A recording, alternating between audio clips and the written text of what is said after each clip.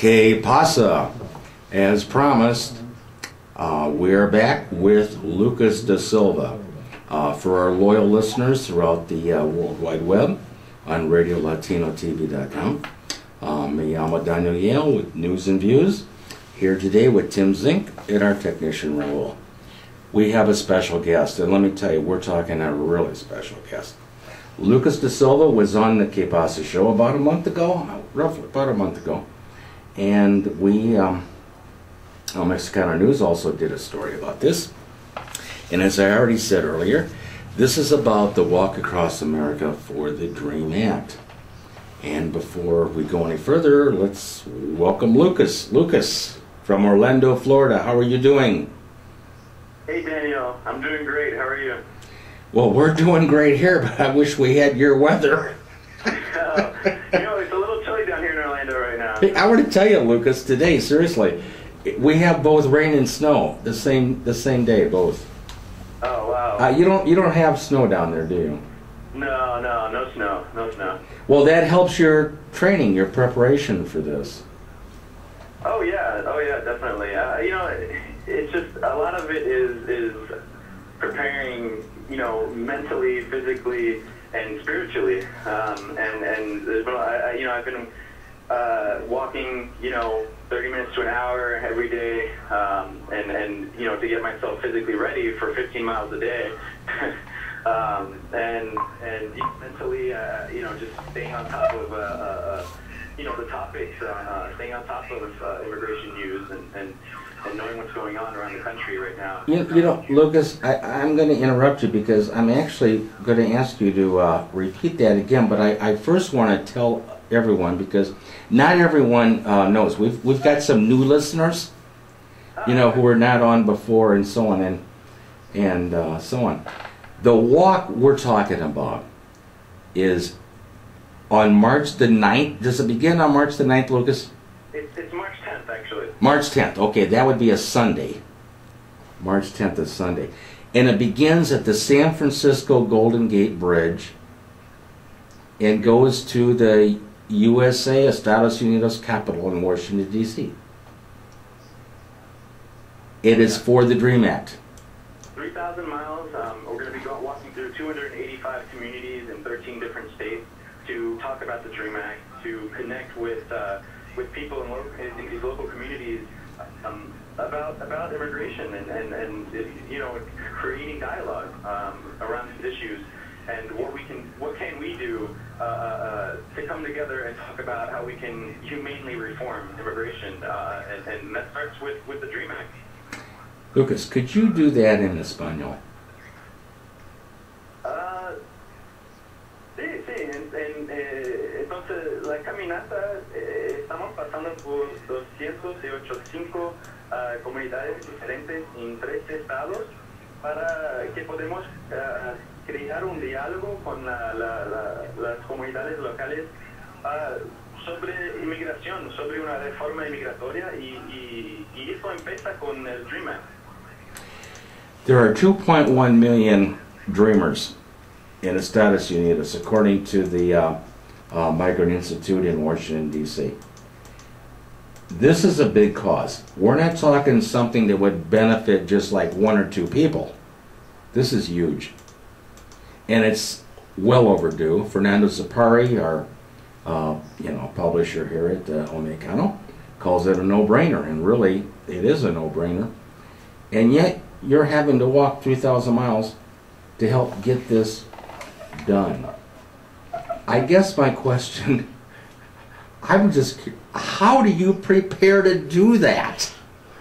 I mean, it's hard for anyone to walk like 1 mile without some How do you prepare to do this? Lucas, for instance, what is your daily schedule? What do you do to prepare for this? That's a great question, Daniel, and let me tell you, it's a packed schedule.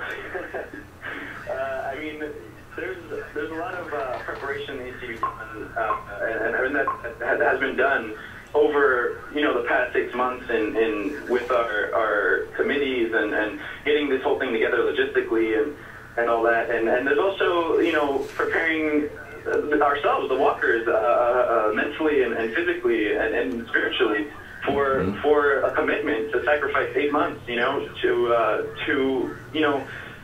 inspire and empower our communities across the nation.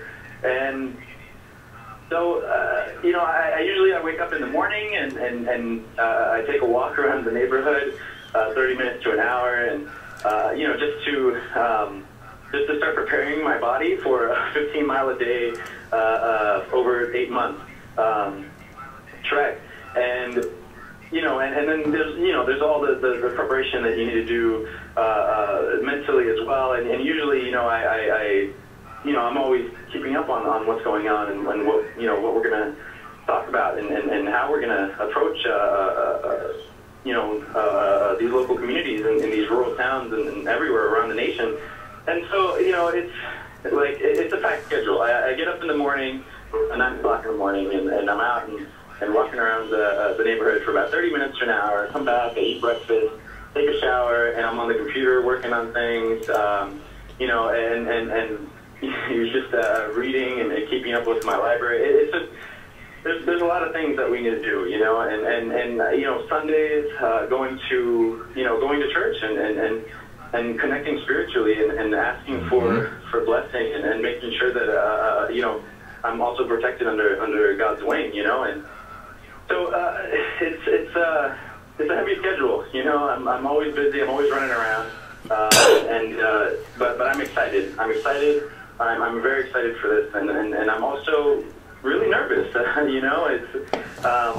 It's a huge undertaking, and I hope that we can inspire and empower these communities as much as we can. I mean,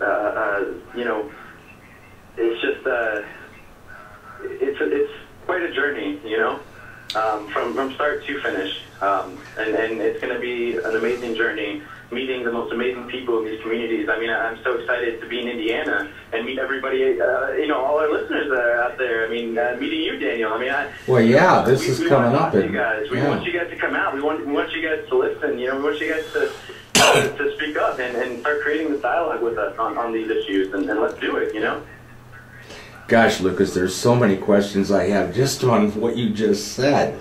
This is so interesting. You're talking about empowering people. You're also talking, this is raising awareness for the DREAM Act and so on. 15 months. I want to explain something. You said 8 months of preparation already. I want to explain something to our listeners. Lucas was in college. In fact, you're going back to college, Lucas, in Florida. But Lucas has taken 2 semesters off for this. I mean, isn't that something that this is the kind of commitment and mission that Lucas and the other walkers are on. By the way, Lucas, let me just trail into that. The other walkers, do you see them, keep in contact? How does that work? Oh, the other walkers, every week we're always Skyping, we're always texting, we're always talking on the phone. I mean, we've really created this network to be able to talk to each other because all the walkers are from different points in the country. Yeah, I assume that, right? Yeah. So in fact, Lucas, where are they all from? I mean, the 5, right? Okay. I'm in Orlando, Florida. Right. Jonathan Martinez is from Macon, Georgia. Remy Gutierrez is from Salt Lake City, Utah. Whoa. Yeah. Utah. I used to live there, Lucas. Oh, really? Yeah.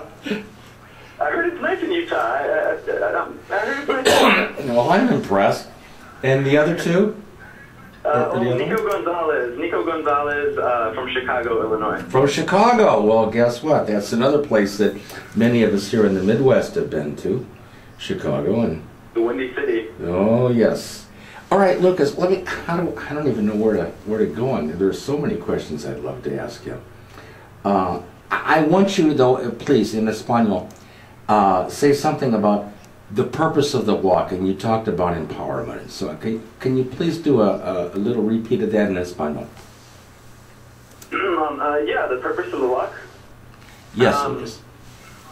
Entonces, el propósito de la caminata es que queremos llegar a estas comunidades locales, en sus comunidades, y hablar con ustedes, hablar con todo el pueblo sobre inmigración. Queremos saber su punto de vista en este debate. Y también queremos hablar sobre los beneficios de una reforma migratoria que se empieza con el Dream Act, una oportunidad a nuestros jóvenes para un futuro mejor. Y bueno, vamos a estar hablando con legisladores, con todos, con el pueblo, el público, las universidades, las escuelas. Entonces, es para crear un diálogo, para inspirar las personas que puedan estar escuchando, que están con miedo, con ansiedad sobre su estatus, y explicar que hay chance, hay esperanza, y juntos seguimos. Lucas, before you came on, we were already talking about the Dream Act. I don't know, did you listen to that at all, or not? I missed that, actually. Well, that's okay. I wasn't going to repeat myself if you did. We were talking about the Dream Act, and a question came up actually here regarding the families of the Dreamers. And what about a person, let's say your sister comes to mind, Lucas, and I know you and I have talked about this before. Your sister comes to mind.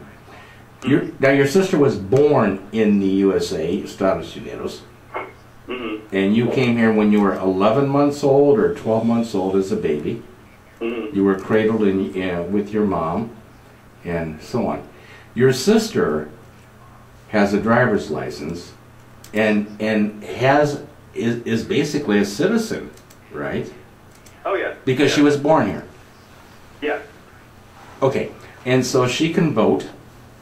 Yeah. She can drive, and she helps you getting around, doesn't she? She does. She's she's been an amazing help, and she's been an amazing sister. I really can't ask for I can never ask for a better family. And she's been amazing in driving us around where we need to go, and rides to school. Lucas, it's been great. Lucas, you just nailed it right there. You said family. In America, throughout centuries, we've had immigrants come to America in search of the American dream. No matter what year it was, it's happened. And it's all about families. Families bringing their children and having more children. Moving from it's not just in fact, let me explain this to the listeners. You're from Rio de Janeiro, Brazil, right? Yeah. A lot of people, when you talk about the dream, they assume everyone is from Mexico. Well, 65% of people in the United States, of the 12 million who are not yet documented. I'm going to put it in those terms, not yet documented. Lucas, you know what I mean. Okay, and it's a good thing here. It's all good. Yeah, you're from Rio de Janeiro, Brazil. And the family situation is so important. What's hard to understand is how anyone would want to disrupt families. We're talking about faith, values. You mentioned you want to be you go to church on Sunday, be under God's wing, and so on.